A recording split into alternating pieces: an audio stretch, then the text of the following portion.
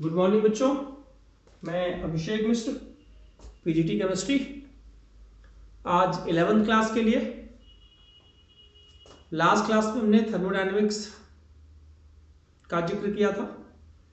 आज हम थर्मोडायनेमिक्स में जो टॉपिक पढ़ेंगे वो इंथैल्पी ऑफ रिएक्शन से रिलेटेड है, डेल एच से रिलेटेड है। इंथैल्पी चेंज क्या होता है और कितने तरह की इंथैल्पी होती है उसकी हम डेफिनेशन देखेंगे, और इंथैल्पी चेंज से रिलेटेड कैलकुलेशन ये हम चेक करेंगे। तो हम बात करते हैं टॉपिक की, डेफिनेशंस ऑफ मोलर या फिर standard enthalpy of fusion, molar enthalpy of fusion या फिर standard enthalpy of fusion, molar enthalpy of vaporisation या फिर standard enthalpy of vaporisation, molar enthalpy of sublimation या फिर standard enthalpy of sublimation, molar enthalpy of formation, molar enthalpy of combustion, molar enthalpy of neutralisation, bond dissociation enthalpy जिसका जिक्र हमने chemical bond में किया हुआ है, और इंथैल्पी ऑफ रिएक्शन। इन सब की डेफिनेशंस हम देखेंगे और इस चैप्टर में इससे रिलेटेड कौन से न्यूमेरिकल हैं, क्या उनका कॉन्सेप्ट है, उसका जिक्र करेंगे। तो शुरुआत करते हैं molar enthalpy of fusion. Fusion का मतलब होता है जब कोई सॉलिड लिक्विड में कन्वर्ट हो जाए। 1 मोल सॉलिड को 1 मोल लिक्विड में कन्वर्ट करने के लिए जितना भी अमाउंट ऑफ एनर्जी या तो रिलीज हो या एब्जॉर्ब हो at standard temperature and pressure 298 kelvin और 1 atm प्रेशर पर। फिर से अगर हम H2O की बात करते हैं तो 1 मोल H2O सॉलिड का 1 मोल H2O लिक्विड में कन्वर्ट होता है। What is the amount of enthalpy change? That is called molar enthalpy of fusion. ये आपको समझना है, डेफिनेशन यही रहेगी, द एनर्जी रिक्वायर्ड और released for conversion of 1 mole of solid into 1 mole of liquid at constant eight standard temperature and pressure is called molar enthalpy of fusion. यहां पर कुछ वैल्यू आएगी, वो आप समझिएगा, गिवन रहता है, याद करने की जरूरत नहीं है। हाँ जी, नेक्स्ट वन, वेपराइजेशन। तो molar enthalpy of vaporisation states the enthalpy change या एनर्जी चेंज रिक्वायर्ड और released when 1 mole of water 1 mole of liquid converts into 1 mole of gas. ये भी 1 मोल है। So this amount of energy required or released, that is said to be molar enthalpy of vaporization. Similarly, the definition of molar enthalpy of sublimation, तो sublimation में क्या कहा गया, कोई solid है, सोडियम का सॉलिड है, इसको हीट किया तो सोडियम वेपर में कन्वर्ट हो गया, गैस में कन्वर्ट हो गया, तो उसमें जो इंथैल्पी ऑफ एनर्जी का जो चेंज होगा that is said to be molar enthalpy of vaporization. This is for fusion, this is for vaporization, this one is for sublimation. अब इसी को हम इंथैल्पी ऑफ एटमाइजेशन कह सकते हैं। इंथैल्पी ऑफ एटमाइजेशन इस केस में सेम होगा कि 1 मोल सोडियम को 1 मोल सोडियम में कन्वर्ट करने के लिए, यहां एटम की बात कर लेते हैं, एक एटम सोडियम का सॉलिड है, उसको गैस में कन्वर्ट करना है। एक ही एटम जब रहेगा जब उसे कहा जाएगा इंथैल्पी ऑफ एटमाइजेशन। अब हम बात करते हैं कंबशन की। तो कंबशन में कहा गया हमारा C6H12O6 कंबशन का मतलब होता है O2 के प्रेजेंस में किसी को जलाना, तो CO2 बनता है और H2O बनता है। ये आप जानते हैं, ये रिएक्शन सब बच्चे जानते हैं। ये हमारा कंडीशन है कि जिसका कंबशन हम कराने वाले हैं वो 1 मोल हो। The reactant must be 1 mole which is under combustion. Product कितने मोल बनते हैं हमें उससे मतलब नहीं है। तो the amount of energy required और released when 1 mole of reactant undergoes combustion reaction in standard condition of temperature and pressure, then the amount of energy required or released is said to be molar enthalpy of combustion. C है, carbon है, carbon को जला रहे हैं तो CO2 बन रहा है, तो जो भी यहां पे निकलेगा उसे कहेंगे मोलर एंथैल्पी ऑफ कंबशन। मैं आपको बता दूं कार्बन का molar enthalpy of combustion -393.5 kilo joule per mole, यानी 1 मोल कार्बन को कंबशन करेंगे तो इतनी एनर्जी निकलेगी। ये मुझे याद है, आपको भी याद हो जाएगी प्रैक्टिस करते करते। और वाटर में जब बनाते हैं हाइड्रोजन का कंबशन करते हैं तो H2O बनता है, और यहां पर जो हम निकालते हैं 1 मोल होना चाहिए, ध्यान रखिएगा, this reactant should be must be 1 मोल। तो यहां पर जो H2O बना इसकी एनर्जी है 286.3, जहां तक अगर मैं सही हूं तो आप बाकी चेक कर लीजिएगा। तो this is the enthalpy of combustion of glucose, enthalpy of combustion of carbon, enthalpy of combustion of hydrogen. Enthalpy of neutralization, 1 mole acid 1 mole base से रिएक्शन करके जब सॉल्ट और वाटर बनाता है तो सॉल्ट का कितना भी मोल बने, वाटर का कितना भी मोल बने, उससे मतलब नहीं है। The amount of energy required और released is said to be enthalpy of neutralisation. यहां पर हम बात कर सकते हैं HCl है, यहां पर NaOH है, यहाँ पर NaCl ले सकते हैं। तो जो भी अमाउंट ऑफ एनर्जी निकले, ये 56 किलो जूल पर मोल आता है क्या, एग्जैक्टली मुझे याद नहीं है, आप देख लीजिएगा। हाँ जी, तो मैंने क्या कहा, enthalpy of fusion, vaporisation, sublimation, formation, combustion, neutralisation. अब हम बात करते हैं, अभी हमने एंथैल्पी ऑफ फॉर्मेशन का जिक्र नहीं किया, इसी को हम बताने वाले हैं। अब फॉर्मेशन में यह कहा गया कि आपका रिएक्टेंट 1 मोल ना हो, जिसका फॉर्मेशन करना चाहते हैं वो 1 मोल हो। सपोज कीजिए CH4 को हम बनाना चाहते हैं, कंडीशन एक और कि वो CH4 C और H के डायरेक्ट कॉम्बिनेशन से बना हो, किसी तीसरे एलिमेंट का इंट्रोडक्शन ना हो। यानी फार्मूला क्या हो जाएगा, reaction C + 2H2 it gives CH4, then what amount of energy will be required or released, that is said to be molar enthalpy of formation of methane। ये 1 मोल होना चाहिए, इसका कितना भी मोल हो सकता है उससे में कोई मतलब नहीं है। एग्जैक्टली अगर मैं देखूं तो CO2 को बनाएं तो यहां पर C + O2 लगेगा। आपको मैंने पहले बता दिया इस एनर्जी की वैल्यू 393.5 किलो जूल पर मोल है, समझा चुका हूं मैं। तो यहां पर enthalpy of formation of CO2 या फिर enthalpy of combustion of carbon, दोनों को हम यहां enthalpy of combustion of carbon भी कह सकते हैं या enthalpy of formation of CO2 भी कह सकते हैं। In both cases the reactions energy release is same, कोई डिफरेंस नहीं है, -393.5 किलो जूल पर मोल एनर्जी निकलती है।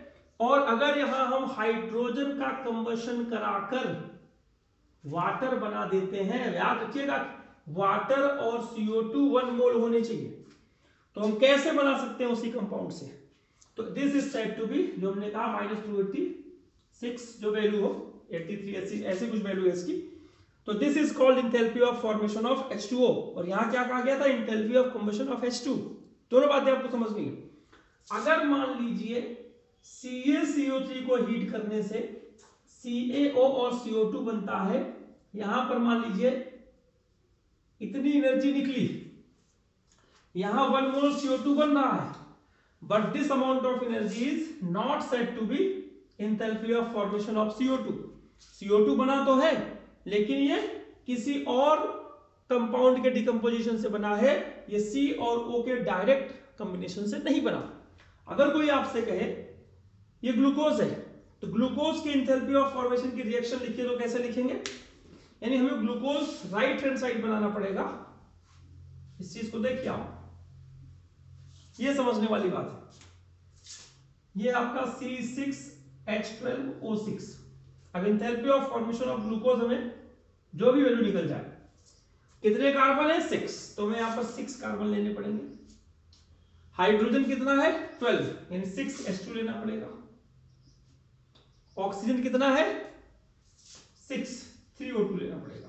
अब आप चेक करके देखिए, इसका डायरेक्ट कॉम्बिनेशन होगा ये बन जाएगा। तो इसमें जो अमाउंट ऑफ एनर्जी चाहे रिक्वायर्ड हो चाहे रिलीज हो, उसे हम बोलते हैं enthalpy of formation of C6H12O6। Enthalpy of reaction की बात कर ले, रिएक्शन में यह कहा गया प्रोडक्ट की पूरी एंथैल्पी माइनस रिएक्टेंट की enthalpy, reactant, this is said to be enthalpy of reaction. ये सिंपल सी रिएक्शन। कि enthalpy change, the difference in enthalpy change of product and reactant is said to be enthalpy of reaction. इसका एक example हम यहां से ले सकते हैं। मान लीजिए ये है, इसका एग्जांपल दिखा देते हैं आपको कि NaOH plus H2O it gives NaCl plus H2O। अब हमें इंथैल्पी ऑफ रिएक्शन निकालना है। इन दोनों की इंथैल्पी को हम ऐड कर लेंगे, सम कर लेंगे और इसका भी सम कर लेंगे। मान लीजिए इन दोनों का सम आ गया x और इन दोनों का सम आ गया y। Then what will be enthalpy change? y minus x। जो भी वैल्यू आ जाए इसे बोलेंगे इंथैल्पी ऑफ रिएक्शन।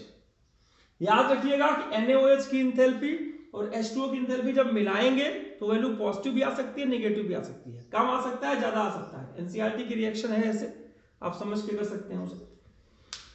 ये इंथैल्पी ऑफ रिएक्शन की बात हो गई। बॉन्ड डिसोसिएशन इंथैल्पी, आपको पता है सिंगल बॉन्ड को तोड़ने में उसकी एनर्जी कम होगी, डबल बॉन्ड की एनर्जी ज्यादा होगी, उसे तोड़ने में ज्यादा एनर्जी लगेगी।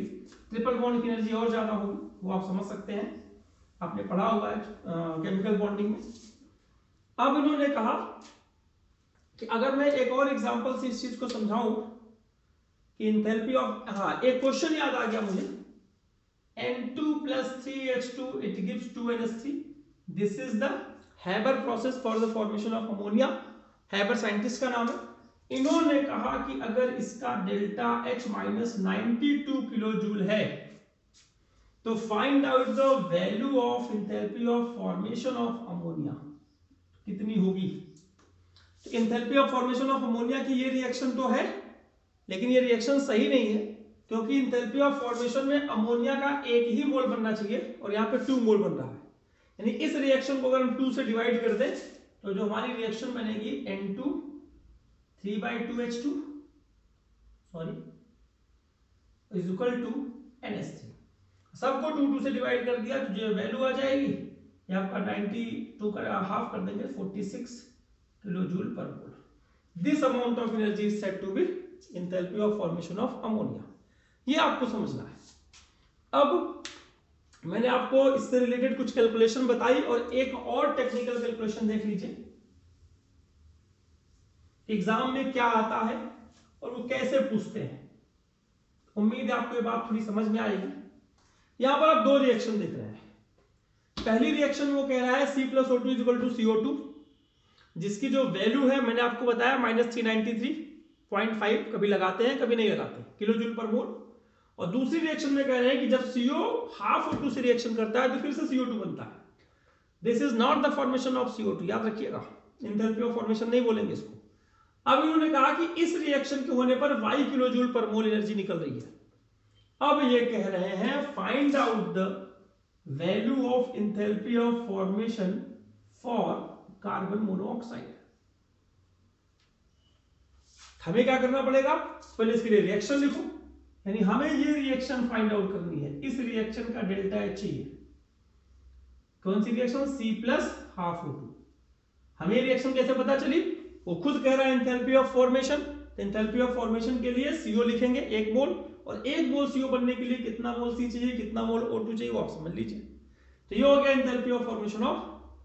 अब ये रिएक्शन ऑब्टेन करने के लिए इन दोनों में क्या क्या करना है वो समझिए। पहली रिएक्शन को ध्यान से देखिए और ये समझिए कि C+O2 CO2 लिखा है, तो ये कार्बन जो डिजायर्ड रिएक्शन है, जिस रिएक्शन को हमें फाइंड आउट करना है, उस रिएक्शन में कार्बन किधर है? Left hand side. First reaction में कार्बन लेफ्ट हैंड साइड है, इसको एज इट इज लिख दो। डेल H इक्वल टू ने मान लिया x, जो भी x है, -393 फिलहाल है, आपके एनसीईआरटी में सॉल्व है ये एग्जांपल में, देख लीजिएगा। अब इन्होंने कहा दूसरी रिएक्शन को देखिए, CO हमारा राइट हैंड साइड है और इसमें लेफ्ट हैंड साइड है, तो रिवर्स कर देंगे, सेकेंड रिएक्शन को रिवर्स करेंगे। तो याद रखिएगा जब रिवर्स करेंगे तो इसका साइन प्लस का माइनस हो जाएगा, माइनस का प्लस हो जाएगा, ध्यान रखिएगा।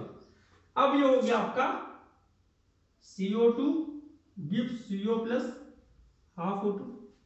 अब यहां जो डेल H लिखेंगे हम y ने लिख के -y लिखेंगे, यही आपको समझनी है बात। अब वैल्यू इसकी y की प्लस में है कि माइनस में है, इसका प्लस माइनस हो अपनी जगह पे रहेगा, उसमें हम अपनी कैलकुलेशन के हिसाब से चेंज कीजिएगा। CO2 से CO2 कट जाएगा, अल्टीमेटली आपको हाफ O2 से ये O2 कट जाएगा, तो फिर से आप हाफ O2 बच जाएगा, तो आपको रिएक्शन मिल गई C plus O2 is equal to C plus half O2 is equal to CO, sorry. अब इसका डेल्टा फाइंड आउट कीजिए। इन दोनों को हमने ऐड ही किया है, इसको इसमें ऐड कर दीजिए। हम करेंगे x प्लस माइनस वाई, तो जो भी वैल्यू आ जाए वो kilojoule per mole enthalpy of formation of carbon monoxide हो जाएगा। अब इस बात को समझिए, ये एक बार आईआईटी में पूछा गया था, मुझे इसकी वैल्यू पता है, -1110 किलोजूल पर मोल। आईआईटी में पूछा था ये सेम क्वेश्चन, मेरे ख्याल से 4-5 साल पुरानी बात है, जब मेंस और एडवांस अलग अलग होता था। मेंस में पूछा गया था क्वेश्चन, इस रिएक्शन के लिए कार्बन मोनोऑक्साइड का enthalpy of formation find out करके बताइए। उम्मीद है कि ये एंथैल्पी वाली सारी कहानी आपको समझ में आई होगी। इससे रिलेटेड एनसीईआरटी में जो क्वेश्चन होंगे आप सॉल्व करिएगा, बाकी हम मैसेज कर देंगे कौन कौन सा क्वेश्चन है आपको करना है। इसके बाद अगर हम जिक्र करें तो अगली क्लास में हम एंट्रोपी देखेंगे, जिसका हमने कुछ एक्सप्लेनेशन लास्ट अपने वीडियो में किया हुआ था, और फिर गिब्स फ्री एनर्जी को बताकर हम इस लेसन को अगली क्लास में कंप्लीट कर देंगे। आप सबसे रिक्वेस्ट है कि इन सबको आप सारे क्वेश्चन को सॉल्व करिए, नोट्स प्रॉपर बनाइए। पीडीएफ और पीपीटी मैंने सेंड कर दिया है आपके व्हाट्सएप ग्रुप में, आप उससे हेल्प लीजिए, अपने नोट्स अच्छे से प्रिपेयर कीजिए, और जितने भी आपको लगता है कि हाँ ये क्वेश्चन उनसे नहीं सॉल्व हो रहा है या नहीं समझ में आ रहा है वो हमें बताइए। एक्सरसाइज का जहां तक मैं याद कर पा रहा हूं, एक्सरसाइज में पेज नंबर जो पेज है पहला और दूसरा, पहले और दूसरे पेज पर सारे क्वेश्चन लगभग आप कर सकते हैं, नीचे से 2 क्वेश्चन छोड़ के, वहां पर हम गिब्स फ्री एनर्जी का कॉन्सेप्ट लगाते हैं, जो हम लास्ट क्लास में बता चुके हैं आपको कि del G is equal to del H minus T del S. इसको लगा लीजिएगा तो सारा क्वेश्चन हो जाएगा। तो आप इतने क्वेश्चन कंप्लीट करके रखिए एक्सरसाइज तक, और नेक्स्ट क्लास में हम इसको कंप्लीट करेंगे, थर्मोडायनामिक्स हमारा हो जाएगा। और लास्ट में यही कहना है कि अपने आप को कोरोना से सुरक्षित भी रखिए आप लोग, आपकी सुरक्षा ज़्यादा ज़रूरी है हमारे लिए, स्कूल के लिए, सोसाइटी के लिए, देश के लिए। आप सबकी बहुत ज़रूरत है, देश का भविष्य आपसे ही पर ही डिपेंड करता है। और इन सब बातों के साथ आज मैं अपनी क्लास यहीं पर ख़त्म करता हूँ। आप सबका दिन शुभ हो, धन्यवाद।